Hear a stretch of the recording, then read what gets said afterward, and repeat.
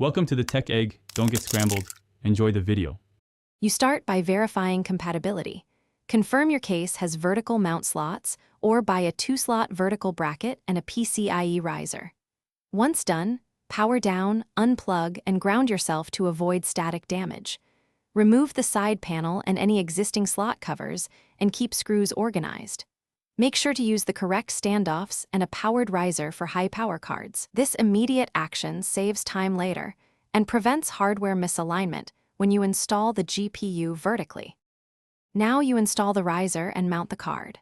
First, insert the PCIe riser into the motherboard slot and secure it. If it's external, mount the riser to the bracket first. Next, align the GPU with the vertical bracket, lower it gently, and secure with thumb screws to the case standoffs so the PCB is not twisted.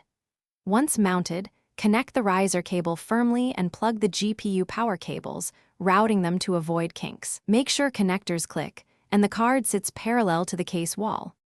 Finish by double-checking every connection. Reseat the riser and GPU screws, replace the side panel, and reconnect power. Boot into BIOS and verify the GPU is detected. Then monitor temperatures and fan behavior for at least 1 hour to ensure adequate airflow and no contact with the case. If you encounter no post or driver errors, power down and try the troubleshooting tip.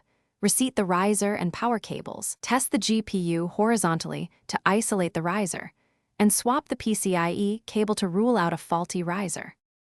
Thanks for watching. Consider subscribing if I helped unscramble your problems.